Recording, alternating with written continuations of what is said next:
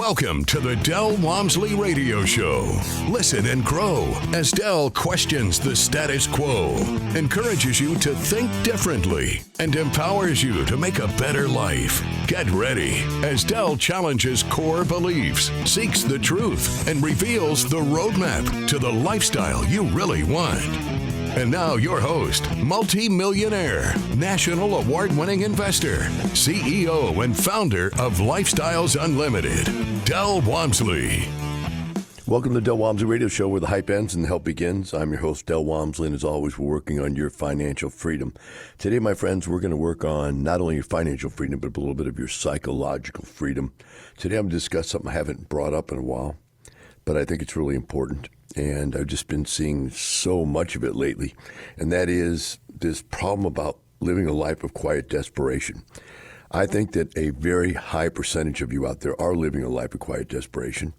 I know what it means to live a life of quiet desperation. I've lived that life. And in the past, when we talked about it being the fact that you've been sold this bill of goods your whole life. The bill of goods is that you're going to go to school, you're going to work hard, you're going to get some good grades. The good grades are going to get you an opportunity for a good job. The good job's going to allow you to earn good money. The good money is going to allow you to attract a good spouse. Good spouse and you are going to create good kids. And you're going to raise these kids, and they're going to go to school, but you're going to have to save your whole life to come up with enough money to put them through school. As you're paying off your debt from you going to school, now you're taking on the debt of them going to school. And they're going to go through the entire cycle. And then you're going to wake up at some age, whether it's 40 or 50 or 60 or 70 or 80 or whatever it is, you're going to wake up one day and go, this just doesn't make any sense. I'm not happy. You know, maybe I'm not miserable. Maybe I'm just, bleh, but it's a life of non-fulfillment. There's nothing in your life that makes you feel fulfilled. Maybe one thing, love from your kids, or, I get love from my dogs.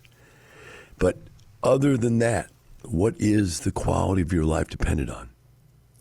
What's interesting is that our whole life we've believed the beliefs we have because somebody gave them to us. Somebody made us believe that living a life of quiet desperation was the way to live. And so for most of us, we get up every day, we get in our car, chug down some terrible coffee, get in our car and drive. Used to be you'd smoke a cigarette on the way in, but I think most people have given that up now. And we drive to work. Doesn't matter where you live. Maybe you take a subway in New York and you go stand in lines with crowds of people that might be ripping you off, might be looking to mug you, to kill you, to steal from you. But you stand there with these people. These terrible, terrible people, ugly, dirty. You're in a city where they allow these people, the drug addicts, to sit on the street and create feces, and you go to work through all that. Or you live in a city like Houston where you drive for hours. Hours. I say hour to go there, an hour to come back. 2 hours a day wasted in your life to go to and from work every day. Every day, 5 days a week. Now, I work 6 days a week, but I was lucky. I lived very close to where I worked, so it was only a short traffic distance, but I was working 8 to 10 hours a day, actually 12 hours a day. We worked from 9 in the morning till 9 at night, or 10 in the morning till 10 at night. That was our work hours. And we worked 5 days a week, which would be 10 times 5 is 50 hours a week. Or if we didn't hit our quota in sales, we had to work an extra day, so we'd work 60 hours a week. Every day, day in, day out, whether you like it or not, doesn't matter. Sick, not sick. Yeah, maybe you get some medical leave. Whatever it is. You go to work, you come home, your spouse every day. You say, well, I love my spouse. Of course you do. They love you too because they can control and manipulate you and yell at you and be mad at you for everything you do, and everything you do is wrong. And it just depends. Are you the one that is being controlled and manipulated, or are you the one doing the controlling and manipulating? And if you're the one doing the controlling and manipulating, then the person you're controlling and manipulating is not a good person because they don't do anything right. They never do it the way you would have done it. They're losers. And so you're stuck in a life with a loser the rest of your life. This is how 90% of Americans live. Now, what I've noticed And what I'm going to talk about today is that it's even worse than that. That was just the normal grind life of quiet desperation. No one complains about it because, first of all, you don't know what else you could possibly do. There doesn't seem to be another option out there. And if you complain, you're just a loser. You're just a crybaby. You're a psychomaniac. You're a wackazoid. You're not a normal person. You're not a big boy. Put on your big boy pants. Stop crying. Get out there and do what you got to do. Right? That's the way the world sees the world. Now, I'm going to add to that today. Because if that general life of quiet desperation that you can't complain about, you just have to live, weren't bad enough, then there's even more. And that's what I'm going to cover. Because today I want you to understand that everything you do, in most cases, is because somebody else wants you to do it. And you don't do what you want to do. You end up life unfulfilled. You end up life not living, really living, because you don't really take in the world. You just exist within it. I said, Del, why are you being so negative? I'm being negative because what I've seen here over the last couple of days since Trump became president is a new phenomenon. It's a phenomenon called political quiet desperation. But it's not that I'm seeing it, or it's not that it's just happening. I'm seeing it and really understanding it for the first time. What's happened was, for the last 4 years, while Biden was president, everybody was living a lie. The lie was everything the Democrats were feeding you, both on news, social pressure, wokeism, everything out there that we had to put up with for 4 years, afraid that if we didn't put up with it, we didn't conform to this life of quiet desperation that they were putting upon us, that would be put out, destroyed, eliminated, right? They would take us away, put us in jail, just like they tried to put Trump in jail. These people have completely destroyed our society. And now, look at the fun. Look at the people out there that were Democrats that hated being Democrats coming out. It's not that they want to be Republicans. They're just so tired of being Democrats. I mean, you have to understand, the Democrats are not all wingnuts. A very few percentage of them are. But that few percentage has controlled everything. They have controlled what we can say at work, to who, how we can act. It's unbelievable. Job, life of quiet desperation has gotten terrible. I mean, I don't even like going to work, and I own my own company. But I feel it. I mean, you can't say anything to anybody. You can't do anything without it being politically incorrect. It just blows my mind. And I own my company. Can you imagine working in a company and knowing that if you said the wrong thing, did the wrong thing, acted the wrong way, you'd get fired? Your whole life, money, financial position would be destroyed by a wingnut, a left-handed wingnut somewhere out there who doesn't even know how to wipe their own bee-boobie, and yet they're telling you how to act. Man, that is a life of quiet desperation. Not only now do you have to get up and go to work every day, but you have to put up with this stupid, irrational thinking that these people have been putting upon you for the last 4 years. Finally, everybody's happy, even the left people that aren't wingnuts, the ones that are just normal people that vote Democratic for certain reasons. And I've voted both ways, Democratic and Republican. I'm in the middle. I look at the issues and vote the issues. But there are people on the left side that are not wackos. And they're so happy that the wackos have lost control. And they're really hoping that the wackos will lose control of the party. So we get back to normal issues like, how big is our deficit? How many wars do we want to start? I mean, the basic things that federal government is supposed to do, we need to get back to it. Local government, that one's not going to get fixed because you have an accumulation of wingnuts all in the same location. And I don't know that can be fixed, to be honest with you, unless the left can see enough freedom during the Donald Trump presidency to realize they can live without the far left wackos telling them what to do and controlling, manipulating their party.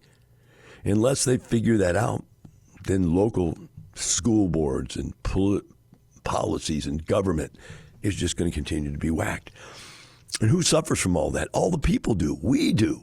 Who is we? We are the people that get up and go to work every day. We are the people that send our kids to school every day. We're the people that pay our taxes, unlike Biden's son, who doesn't pay his taxes, unlike all kinds of people that don't pay their taxes. People that don't work. They live off the government. They live off of us. Constantly sucking our lives out of us, taking our money to give to people that we have no reason to give it to. Yes. Some reason they think that everybody should have equity.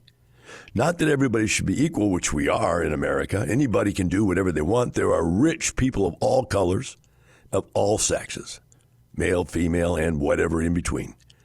But the bottom line is they don't want that. They want the people that are rich that don't believe the way they believe to be poor. And they want the poor to believe that if they give them enough money, then they'll believe that what they say is real. It's a power thing. Now, why am I bringing this all up? You're going to ask again, why are you going into this negative rant? Because I'm seeing how happy people are, that it's over. Massive amounts of happiness everywhere. So, why bring this up? Because I've been talking about it for 34 years. When you finally realize that you're living a life of quiet desperation, and more importantly, realize there's a way out of it, that's the important part. You've got to realize there's a way out of it.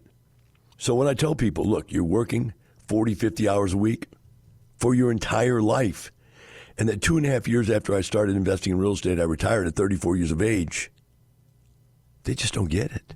You don't get it. You have no idea. For one, you can't even believe it. You think I'm just another talking head that's making stuff up until you come to Lifestyles. And then your mind is blown. Go, look, they've hired 100, 200 people to sit in this room and say it's true. Say 200 people to sit in this room and say, we did it too. What are they paying these people? What kind of drugs are they on?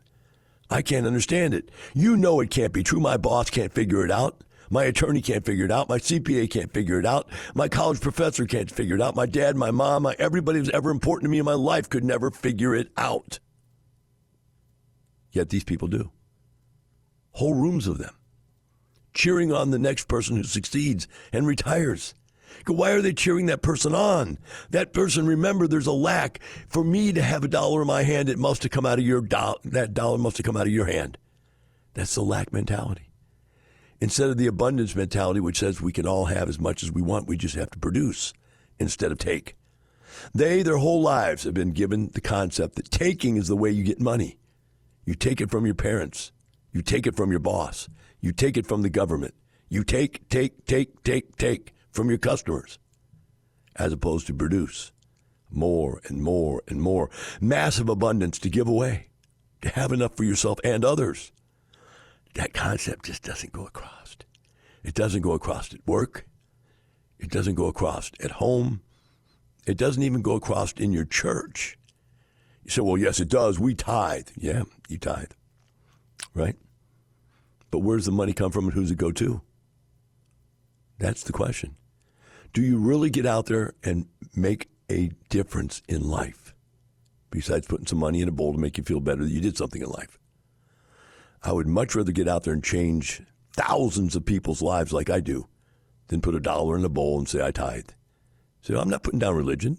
Religion's like everything else. It's man's control over man. It's manipulation. All of these things we live in life are quiet, desperational manipulations to get us to do what somebody else wants us to do. Say, well, Del, you can't say that about religion.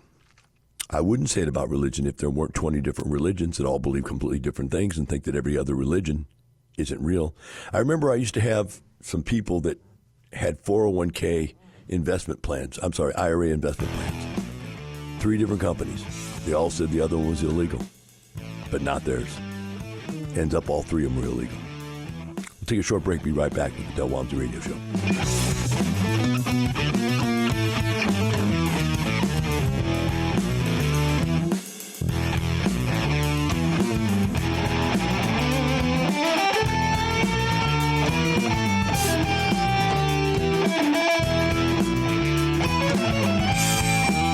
Teaching roadmap to creating the lifestyle you really want. Keep listening. The Del Walmsley Radio Show returns in moments. Learn to retire in 5 years or less through real estate investing. Learn how, learn now. Let Lifestyles Unlimited show you how. Get educated now. Text the word radio to 88007. That's radio to 88007. Join for just $297. Lifestyles Unlimited.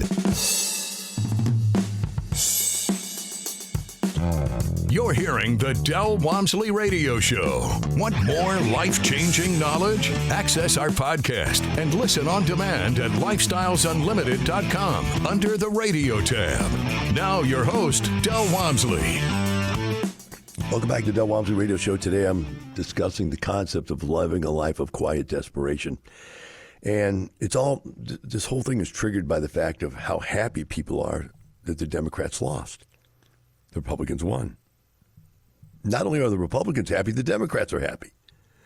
And when you look at the people that are over there trying to reconcile their existence on the Democratic side of the, especially the newscast people, because they created all this stuff. They're the ones that took a 1 or 2 to 5% group of people, which are the far, far, far, far left, radical left, and they publicized them to the point where they made them important people. They drove the agenda to the left. And when you think about these groups of people that are doing this, and they're telling you to believe ridiculous concepts, it has to blow your mind. The first one was get rid of the police, defund the police. That's got to be the 3 dumbest words that were ever spoke on this earth. Defund the police. Man, are you out of your mind? The next one is that stealing anything under $1,000 isn't a criminal offense. It's a misdemeanor. You can be let go. That is the dumbest thing. Where are these people coming up with these ideas? And I'll tell you where they're coming from. It's a guy named George Soros. He wants to destroy our country. He wants to destroy all countries that are not the way he wants them to be. So he's paying for all these people to get into power. And they're just destroying the country. And we let him. That guy should be eliminated from our country. His money should not be allowed to be spent here. And you say, well, now you're talking like them. I am. Holy smokes, there I go. I'm sounding just like they are. We need to close down the opposite thinkers of the world. There should be censorship. That's what these guys want. Now, it happens on your job.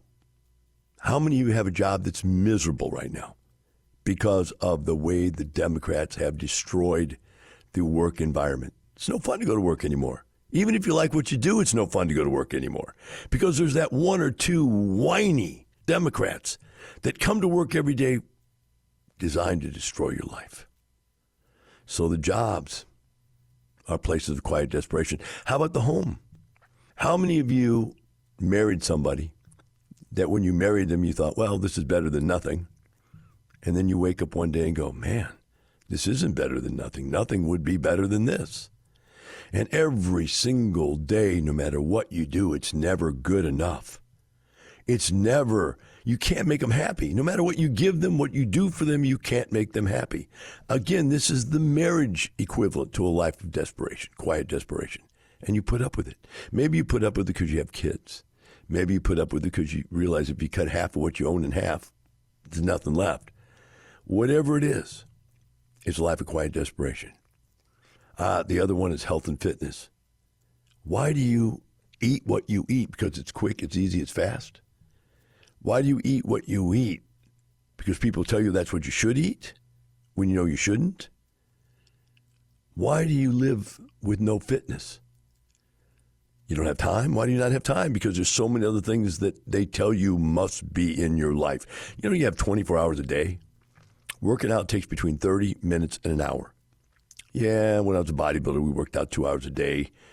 That's not necessary. To stay in shape takes 30 minutes to an hour a day, and that's it. That's fitness. And why don't you do it? I catch myself all the time going, I went 3 days, no fitness. Why? And sometimes I just get lazy. I get tired. Maybe you get lazy, you get tired. But when I get lazy and tired, it's almost always because some other form of desperation has gotten into my life. Something else, somebody's in my head messing with me. And so maybe your entire life is people messing with you to the point where you can't carve out enough time to go be physically fit. I think it was interesting how simple some of this stuff is. My dad died at 65, 66. My grandfather died at 66, 67. My great-grandfather died at 66, 67. One of my uncles died at 40. I had an aunt that died in her 20s. My family they died. But what did they do? They drank and smoked and drank and smoked. And I have one uncle that lived. He's now in his 80s. So I think, what did he do differently? Well, number one, he didn't smoke. He's the only one in my family that didn't smoke. And maybe he did at one time and he quit, but he doesn't smoke, hasn't, ever since I've known him. Does he drink? In moderation, yes. Does he exercise? Has always exercised. He's always considered himself an athlete. At 80, he considers himself exercising. And, I know now at 70, exercise is not what it was when I was 50. When I was 50, I still thought I was a stud. When I was 40, I still was a stud. When I was 30, I was at the peak of being a stud. But man, now at 70, you can't do the same thing. So why don't you do anything? Because you're living this life of quiet desperation. Now, I suggest to you that over the last 34 years, as I brought up this topic of life of quiet desperation, I've made the point endlessly that most of this is due to the fact you have to get up and go to work every day.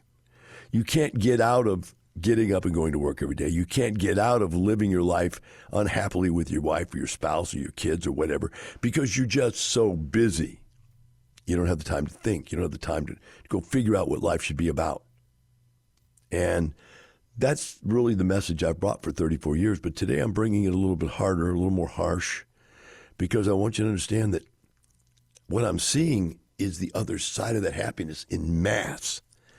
I've seen it for 34 years as people buy back their financial freedom, quit their job, throw their hands up and cheer, travel the world, spend time with their family in a different manner than the soundbite type of relationships that most people have with their family. Just spending time with them, traveling with them, doing stuff with them, learning to love again. And I'm seeing that on a mass basis. Well, people are being freed from this political tyranny that was the Democratic Party. And what it's making me remember is, Del, do you remember? If you see this mass happiness, what would it be like if there was mass happiness of people not being tied to a life of quiet desperation, getting up and going to the job? Going to the cubicle every day. Can you imagine what it's like to live in prison? You get up every day, you eat the same thing every day, you go the same place every day, you live within a little cubicle all day long, you get to go out and do 30 minutes an hour of exercise, you go back to the cubicle, you eat the same food, you hang around with the same people every day. And then you wake up and go, my God, my life is prison. I live in a cubicle. I see the same people every day, I do the same thing every day, I eat the same thing. My life is prison. Then there's people that get up and go to work hard, heavy labor every day. I mean, I see these people, I go, my God, how do they do it? It just blows my mind. There's guys 50 years old, 60 years old, climbing up on my roof the other day, cleaning my roof, pressure washing my yard. I mean, these guys work like hound dogs. And I'm thinking, man, I don't know how they do it. And they're not young. They're old. Yeah, they have young kids with them, but the oldest guys sometimes doing more work. And you wonder, how do they get up and do that every day? That's the gerbil on the little wheel. Every day you get up and run on that wheel. When you go home at night, there's nothing left. You have no dreams. You have no future. You have no goals. In fact, you talk yourself out of them. You convince yourself somewhere, or somebody else does, that there is nothing to live for. Right? That just existence itself is worth living for. I had an email with a lady a day or two ago, and she was telling me, look, I don't know. I don't see myself going into the poorer neighborhoods and finding these lower price houses and then buying them and fixing them up and then making money that way. I don't see myself doing it. And she kind of had the twist of the email was kind of that she didn't even know if it really would work, but she definitely couldn't see herself doing that. And I said, hey, whether you believe you can or you believe you can't, you're right. And she wrote me back and said, you're right, I've talked myself out of it. How many of you have talked yourself out of being financially free? You said it can't happen. It won't happen. Never happens. Nobody's ever done it. I can't do it. Whether it's it never happens, it can't happen. It can't happen to somebody like me. I can't do it. I'm not smart enough, or I'm too smart to do that low-end stuff in life. I need to be doing high-end stuff, which isn't making me rich, but it's high-end. So I'm too smart. I'm not smart enough. I'm too poor to get started, or I'm too rich to risk my money, right? I'm too old, or I'm too young. There's always some excuse, right? My wife won't let me do it. My husband won't let me do it. Not now. It's not the right time. There'll be better time, not now. It's always the wrong time. When's the best time to start? Now. When's the second best time to start? Tomorrow, right? You can't go backwards in time. You can't start 10 years ago. You got to just do it. I hear people all the time.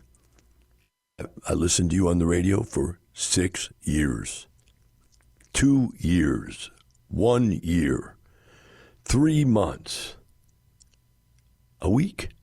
I joined, and 6 months later, I've made hundreds of thousands of dollars. See, you're just talking yourself out of it. You're talking yourself into this life of quiet desperation that these people in this world have made you believe is the only way you can live your life. You don't believe there's financial freedom. You can't even imagine it. You can't imagine that I get up every day and decide what I want to do. You can't imagine that I have enough money to do just about anything I'd want to do. In fact, I can do anything I want to do because I just don't have those expensive tastes. So anything and everything I've ever wanted to do, I've been able to do. Man, that just, you can't conceive. They go, well, you must have been born. I wasn't born into it. All of my family were either teachers or accountants. They're just worker bees. Everybody in my family was. There's no wealth in my family. Even to this day, they're all either dead or on retirement pensions from being teachers. No, I somehow reading some book somewhere, listening to some person that wasn't my family, listening to some person that wasn't my employer, listening to something somewhere somehow, I broke out. I remember my boss told me, he had a pretty good idea. He said, what I'm going to do is work 60 hours a week for 10 or 20 years instead of 40 hours a week for 40 years. And I'm going to make more money because I work 60 hours a week. I'm going to save it. And then when I'm 45, 50 years old, I think it was 40, 45 years old, I'm going to retire. He was going to work 40, instead of working 40, he was going to work 20. So from age 20-something, whatever it was he went to work at, let's say 30, he was going to work to 50. Yeah, 25 to 45, he was going to retire. He's going to retire because he had a lump sum of money because he worked twice as long as everybody else, saved up more money because he had nothing to live for, nothing to do, because he was working all those hours. I tried that for 12 years. I worked at a health club for 12 years that way. 10, 12 hours a day, 5, 6 days a week. And at the end of it, I just felt like I had to cut my wrists. I was like, I can't do this. It's not working. The guy's plan didn't work. So I went out and started buying real estate. 2.5 years later, at 34 years of age, I retired. I go, get out of here. I'm retired. I replaced my income in 2.5 years. And then I realized the worst thing in the world had just happened. What was that? I became alone. Why was I alone? Because everybody my age still had to get up and go to work every day. People ask me, why'd you start Lifestyles Unlimited? I tell you all the time, I needed friends. So I had to retire a lot of people. There was somebody to hang out with me. Think about that. And your life of quiet desperation. Have a great day. We'll see you tomorrow. The information and opinions you hear on the Del Walmsley Radio Show are those of the host, Del Walmsley, his guests, and his callers. The Del Walmsley Show is for entertainment purposes only. Please consult a professional regarding your personal investment needs. Nothing presented on the Del Walmsley Show constitutes an endorsement, recommendation, offer, or solicitation to buy or sell any product or security.